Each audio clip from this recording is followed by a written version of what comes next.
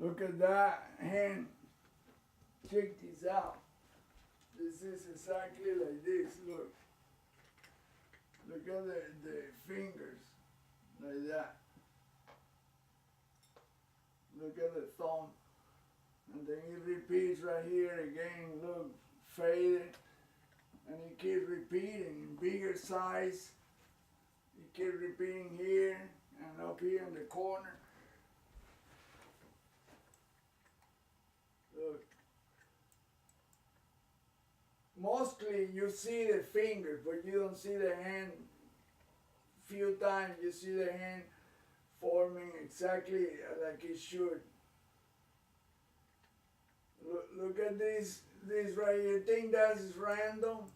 All these fingers right here. Look, even the fatness of the finger. The round tip of the finger. Right here.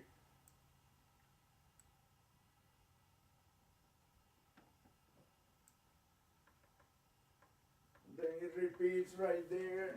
How do you think 1, 2, 3, 4, 5, 6? That's hexagon. It create hexagons, but look, see the fingers, so like this. I mean, it's incredible how you can. It will never fail. You put that shape on everything and it just matches perfectly. Look at this piece right here. Look at that. How the hell do you think a star is gonna look like that? Like that right there.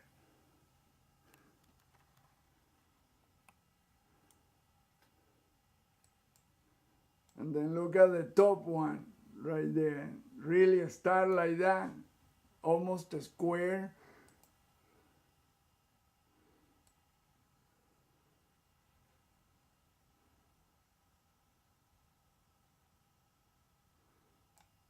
Then you see the next one right there, and the next one. And then it's another hand coming the opposite direction. The globular part is the tip of the fingers. We just cannot figure that out. Well, I can. It took me a long time. So, and then look at the empty spaces between. They're squarish. And see how they form alignment? All of them. It's because that's what that is. The pattern is not random. It's that of hands. It's purposely made like that.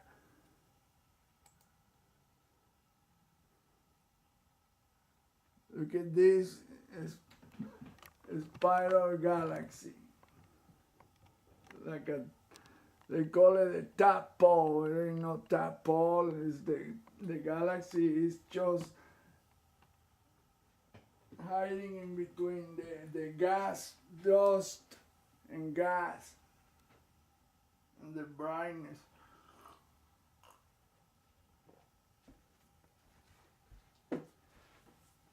I challenge any astronomer to debate on me with that, about that, the shape of the galaxies and nebulas. Look at that, the so-called tadpole galaxy, or nebula, whatever. Look at this tube of gas, and then look at this one, look. You can see the fingers right there, like that. And then the next one, and the next one, coming from the right side, but then it forms smaller hands, look, right there, and this one, the same thing, and they go to the left and to the right, look, and it keep continue doing the exact same thing. Look at this one right here, and look, that's the fingernail of an enormous finger or thumb. For that. And then look, it continue making the same thing opposite. It goes to the right, to the left. Even the knuckles are showing. You tell me why, how the heck randomness can be like that. Look at that right there. Look at the square deal of a fingernail. Oh God, what a shitty drawing I'm doing. But I'm just telling you that this deal is all aligned and it's the same shape every single time. Look at right there.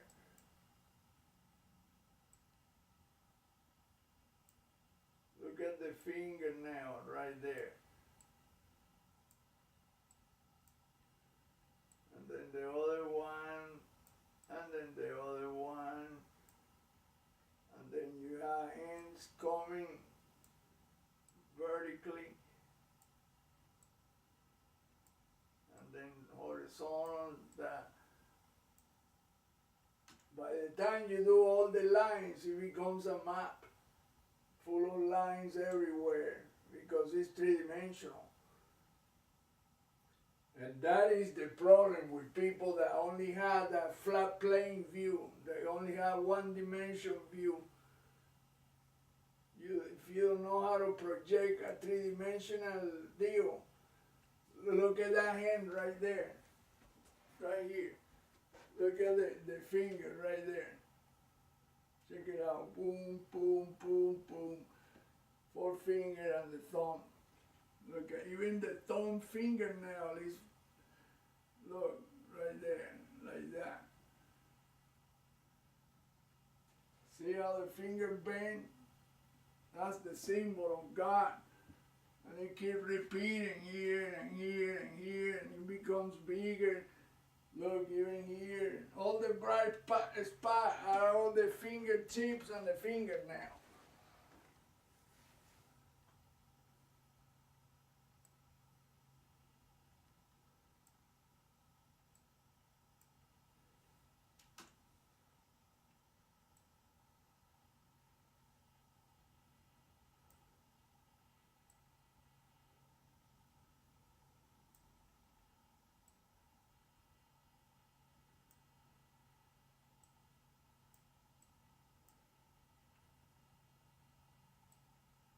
Look how it extends to make a bigger one.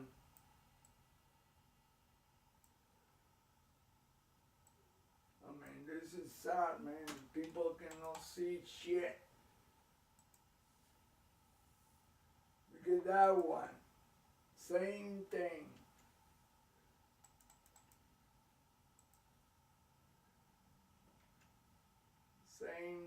Same exact thing.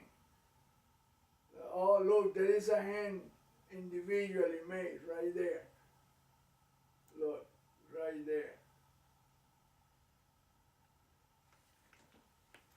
Check it out. If I'm not correct, how come the thing matches exactly what I'm saying? Look, it's like this. That's the thumb right here. Now look at the finger, the index, the pinky, the ring, the middle and the index, like this. Look. And then you extend here, another one. Like this. It's because this is part of another one that's coming. Oh my God, it's just sad, man. People cannot see none of this. But look, this is a one like this. This is the thumb right here, bent. That's about the first one that I see individually, but you can see it here the same way. And look, it repeats and repeats. It's a fractal. That guy that was saying a fractal, he's correct. It's exactly the word. Look, it keeps repeating the same way right here. Look. Golly, so difficult to do a drawing. Oh shit. I I'd rather use my own hand. Look, like this. Look, the fingers. Boom, boom, boom, boom. 4 on the thumb. And then you keep repeating here the same way. That's a sad thing that people cannot see any of this. And look, that's the other color, the center of it. See how and then the thing forms a hand. I mean, it's difficult, man, to convince people that this is the shape. Alignment is not random at all. It was done that way to show us the hands of creation is what this is representing. And it's on everything. Every single galaxy and nebula has that.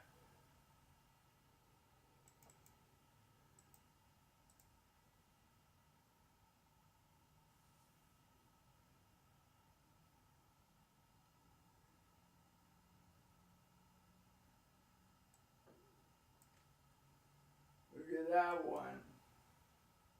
Look at the spiral.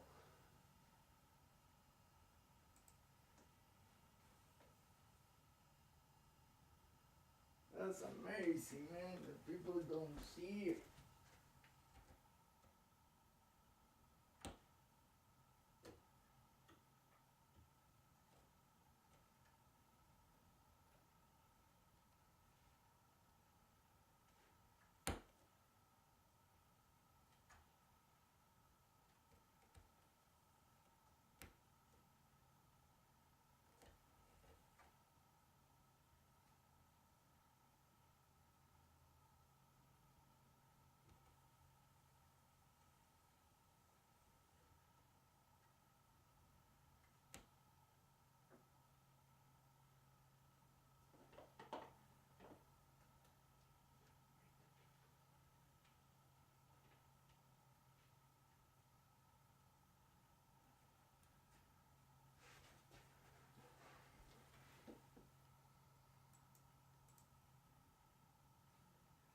Another spiral galaxy. But when you do the individual alignment, then you see that it's... would have made Hubble one of the great astronomers of the Hubble. century. But he continues to study distant galaxies and makes an even greater discovery. For 5 years, he gathers data on the movements of galaxies, recording where they're headed and how fast. If a galaxy is moving away, its light is stretched. The interval between wave crests gets longer. The light appears redder. The faster it's moving, the redder the light. If a galaxy is moving closer, the light is compressed and appears bluer. After many years, Hubble could sit down and look at this great quantity of information, and he plotted a chart. He plotted for the nebulae the motions against the distances, and he found something truly amazing, a straight line. He found that the distance of a galaxy is proportional to its velocity. So as you go twice as far out, turns out the velocity is twice as big. You go 3 times as far out, the velocity is 3 times as big. We live in a world, I mean, a big world, a universe, where everything's rushing apart, and it's happening in a way we call Hubble's law, where the velocity is proportional to the distance. An expanding universe. How could that be when the whole history of human thought assumed, just took for granted that the universe is this fixed thing, and how could it change? The universe is everything. How could it have an evolutionary path? Because if you had an expanding universe, that might mean it had a beginning. It might mean it'll end. No, it will transform. This There is a no discovery for the beginning or ages. end, it's transformation. Look, oh my God, look at the, oh my God, what a picture, man.